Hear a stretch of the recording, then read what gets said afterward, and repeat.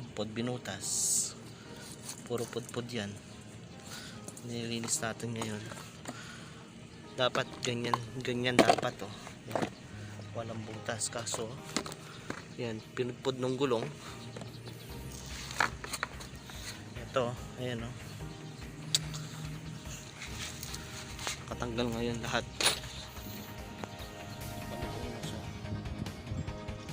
Balikong na kubit na siya.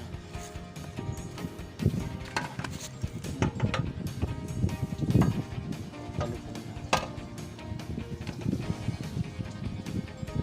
na natin, bumili po tayo ng temporary na shock. Ito 310mm plus 30mm, so 340 na po. Nilagay na po natin yung temporary shock natin, tinanggal na po natin yung luma kasi ho babiyahe po tayo bukas. Ito na ho, yung 340 na taas nakuha naman po natin, no? At ititest natin to bukas kung magiging maganda yung kanyang performance. Ayan ho. Ayan po, no, hindi na po tayo nakapag-video pero makikita nyo po, no, na napaka-bouncy ho nung ating shock na nilagay. Ayan, nasa 73 kilo po tayo, tapos yung gamit mga 5 kilo. Ayan po, malambot tsaka bouncy yung ating shock. Ayan po, papansinin po ninyo. Ayan po, no, hindi po talaga naging maganda yung performance niya. Kaya po, ang gagawin po natin ngayon, tatanggalin na po natin.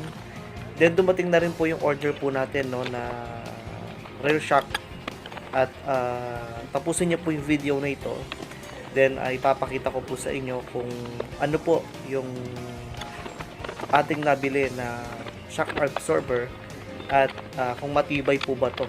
Yan. Hindi naman po sira itong binili natin na temporary, no. Hindi lang talaga umayon dun sa performance nung dating stock. Kaya better po, no, na magpalit po tayo at i-check natin yung susunod natin na nakatodo na, malambot pa rin, kaya naugod siya sa akin.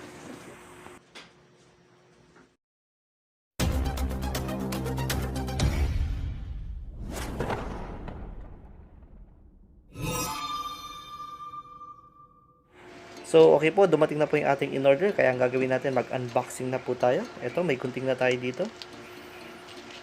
Yan.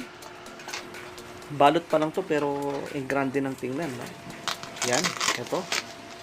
Owens World Class Suspension Shock Absorber. Ayan, sabi dito, safe and secure, superb materials, cutting edge technology. Mukha talagang matibay, no?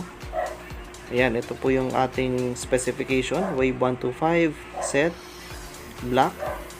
At makikita natin sa loob kung talagang ito talaga in-order natin. Ayan, napakaganda ng packaging, no? Ayan, nakabalot, balot na balot talaga. Yan, as in meron pa talagang isa pang balot. Talagang ingat na ingat po, no. Ang kintab, talagang ang kintab, no, ng Owens. Ayan, makita niyo yung specification, Wave 125 345mm. At ang kapal, no, nung metal niya. Tingnan din natin tong isa. Ayun, no, makintab din at same din dun sa isa. Nandito yung specification niya, tsaka yung bakal, rubber. No, mukhang sturdy, no? Pero syempre hindi natin malalaman yan hangga't di natin sinusubukan. Ito po yung ating Owens, no? Talaga pong ginalingan ni Owens, no? Kung papansinin nyo, talagang walang dents, makinis. Tapos yung nagustuhan ko dito, yung pangalan, no? Nakaprint dun sa metal, yun, no? Yung Owens. Focus natin. Ayun, no? Nasa loob, no?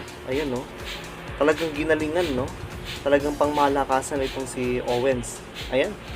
At titingnan po natin kung magiging maganda yung performance nito. At i-compare ko dun sa dati, yung sukat nila. Ito yung sukat ni Owens. Yan. Ang sukat natin, center by center dun sa mismong bushing, no?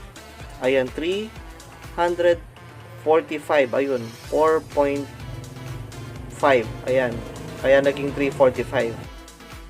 Ayan po, no, saktong sakto, walang labis, walang kulang dito po sa guhit na ito. Medyo hindi nyo makita pero 345 po, no. Ayan. Tapos yung ating old, yan, bushing to bushing tayo. Yan, 340. Pero pagka sinakyan mo na to, lana. Talagang sumasayad na yung gulong natin dun sa fairings. Ayan po, no? Ilalagay na natin ngayon yung ating Owens. Ito.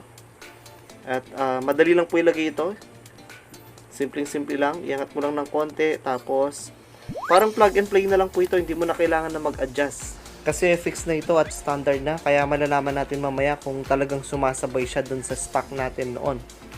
Yan, madali lang, no? Parang nilalaro mo lang ito. At lagi rin natin paalalahanan yung ating mga sarili, no? Na dapat nahihigpitan natin yung mga tornilyo na inilalagay natin para tayo po ay safe sa biyahe natin. Whether malapit or malayo, higpit ng tornilyo is the key. Ayan, kung bakit nagpapalit tayo ngayon ng ating shock absorber, kasi bumigay na yung old stock natin. 8 years na rin po yun, no? Matagal-tagal na rin at marami na rin po yung binuhat. Marami na rin pong pinagdaanan, talagang bumigay na. Trial and error din po ako dito kasi 1,000 lang yung budget natin. Kaya yung nabili natin nung una, nasa 700 plus. Pero hindi po ganun kaayos yung performance niya, no? Malakas yung bounce niya. Pero mas maayos naman siya dun sa old stock. Pero yung ngayon, itatry natin kung talagang ito ay matibay. Sasabihin ko yung price niya mamaya.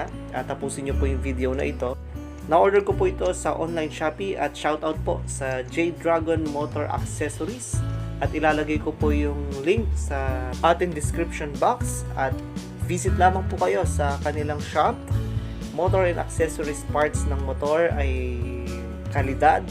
At pati po sa transaction, napakaganda po ng kanilang service. Muli, salamat J-Dragon Motor Accessories at God bless po sa inyo. At ngayon po, tatapusin na natin yung ating video. Ito po, itatry natin. Ayan po, no? Talagang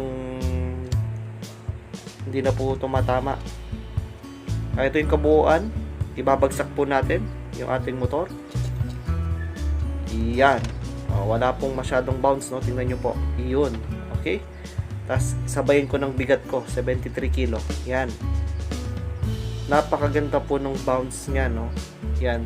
Hindi na po tumatama dun sa ating fairings. Nung mga una, tumatama na po sa fairings. Pero ito po, talagang napaka-sturdy, no?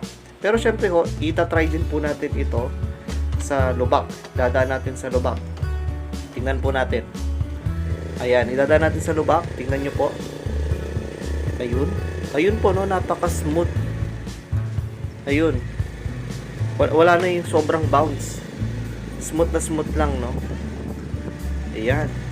So, okay po. Ang price po nito ay 865 pesos po, no? Nabiyahe na po natin ito ng higit 200 kilometers. Dadaan sa Bako, sa lubak-lubak, at napaka-sturdy po niya. Thanks for watching. This is Componero ZX at your service. Don't forget to like, share, and subscribe. Hit nyo na rin po ang notification bell para lagi po updated sa aking mga video. May God bless you all.